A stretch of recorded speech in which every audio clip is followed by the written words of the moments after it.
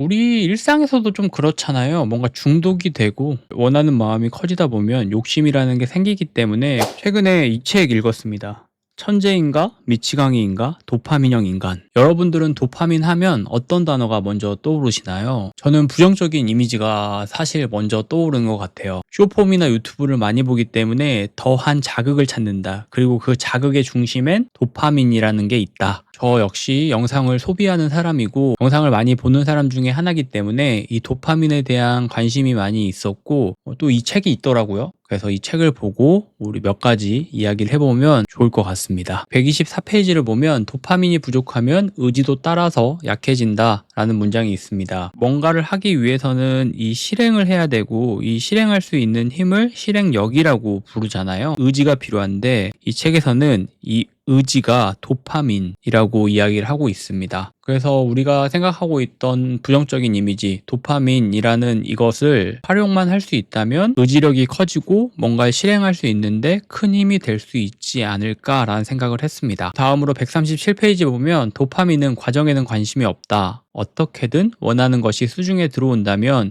그걸로 만족이다. 이 문장은 뭔가 좀 부정적으로 들리지 않으신가요? 어떻게든 원하는 것 두 문구가 수단과 방법을 가리지 않는다라고 느껴지실 수도 있을 것 같아요. 우리 일상에서도 좀 그렇잖아요. 뭔가 중독이 되고 원하는 마음이 커지다 보면 욕심이라는 게 생기기 때문에 그 욕심의 중심에 뭔가 도파민이 있지 않을까라고 생각을 했습니다. 141페이지를 보면 미친 듯이 일에만 매달리지만 어떤 성과에도 기뻐하지 않는 사람이 한 명쯤은 있을 것이다. 그들에게는 목표 달성은 자랑거리가 아니다. 다음 과제로 넘어가기 위한 단계일 뿐이다. 사실 이 문장을 보고 굉장히 큰 공감을 했습니다. 부동산 경매를 했을 때 느꼈던 감정인데요. 저는 목표 의식보다는 그 하는 행위에 대한 중독이 좀 있었던 것 같아요. 우리가 뭔가를 몰입을 하고 그 몰입이 끝난 다음에 오는 카타르시스 같은 게 있잖아요. 뭐 예를 들면 음악을 듣는다든지 게임을 한다든지 책을 본다든지 영화를 본다든지 이런 과정들 속에서 하고 난 이후에 오는 쾌감 같은 게 있었어요. 투자에서도 사실 이런 것들은 존재를 하거든요. 부동산 같은 경우는 이 목표에 대한 달성이 빠른 편은 아니기 때문에 시간 자체가 좀 오래 걸리는 투자 방법이긴 하잖아요. 돌이켜 생각을 해보니까 꾸준하게 할 수 있었던 이유는 목표에 대한 달성보다는 뭔가 그 과정을 집중을 하지 않았나라는 생각을 했습니다. 그 단계에서는 어떤 비교나 이런 거는 크게 중요하지 않아요. 과정에서 오는 카타르시스가 있기 때문에 잠을 못 잔다거나 이런 것들도 크게 힘들지가 않았습니다. 그 과정이 끝난다고 했을 때는 굉장한 어떤 쾌감 같은 게 좀 있었기 때문에 그때 느꼈던 그 감정이 도파민일 수도 있겠다라는 생각을 이 책을 보면서 했습니다. 그래서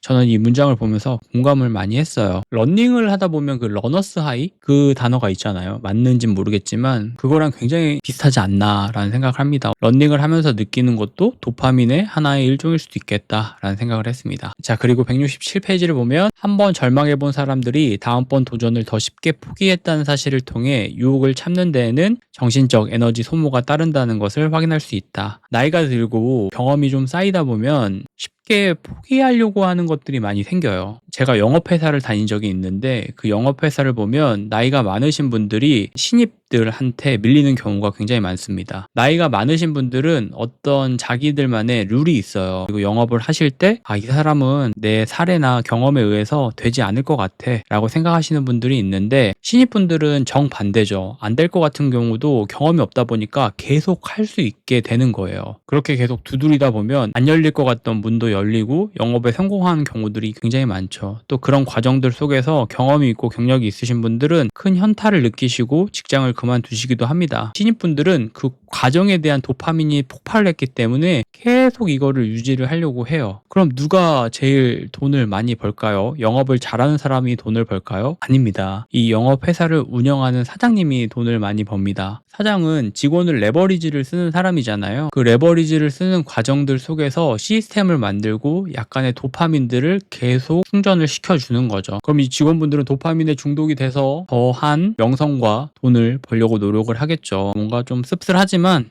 현실인 것 같아요. 그 중심에는 도파민이 있지 않나라는 생각을 합니다. 210페이지를 보면 각자 중요하다고 생각하는 문제 하나를 떠올려 보자. 답을 알고 싶어 미치겠다는 마음이 드는 그런 문제여야 한다 라는 문장이 나옵니다. 어떤 거를 골똘히 생각을 하다 보면 무의식 중에 그 해답이 나올 때가 굉장히 많다고 이야기를 해요. 그래서 항상 종이와 메모장 혹은 핸드폰을 옆에 두고 메모를 하는 습관을 들이라고 이야기를 해요. 이건 저도 그러는 것 같습니다. 뭔가 생각을 하고 나면 항상 핸드폰을 통해서 뭔가를 메모를 하려고 하고, 그 메모한 것들이 뭐 이런 영상을 만든다거나 아니면 이야기를 한다거나 라고 했을 때, 혹은 우리가 투자를 했을 때 아이디어가 되는 경우들이 굉장히 많아요. 곰곰이 생각을 하다 보면 무의식 속에서 답을 찾을 때가 있고, 그 답은 우리가 생각하는 고민들을 많이 없애줄 수가 있습니다. 그래서 제가 이 책을 보면서 느꼈던 건, 도파민이라는 감정은 중독적인 거예요. 그럼 이 감정을 내가 잘 활용하고 이용할 수만 있으면 빠른 지름길이 될 수도 있겠다. 여러분들이 생각하는 도파민은 어떤 감정인가요? 저는 부정적으로만 생각을 했던 이 단어가 생각보다 도움이 많이 될 수 있겠다라고, 도파민에 관심이 좀 있으시거나 아니면 내가 조금 뭔가를 도전해 보고 싶다라는 생각이 드실 때 이 책을 읽어보시면 도움이 많이 될 것 같고, 여러 가지 사례나 실험들도 많이 나와 있으니까요. 관심 있으신 분들은 꼭 한번 읽어보시고, 또 읽어보신 분들이 있으시다면 댓글 많이 달아주셔서 이야기해 보셨으면 좋겠습니다. 또 좋은 책이 있고 이야기 남겨보도록 하겠습니다. 감사합니다.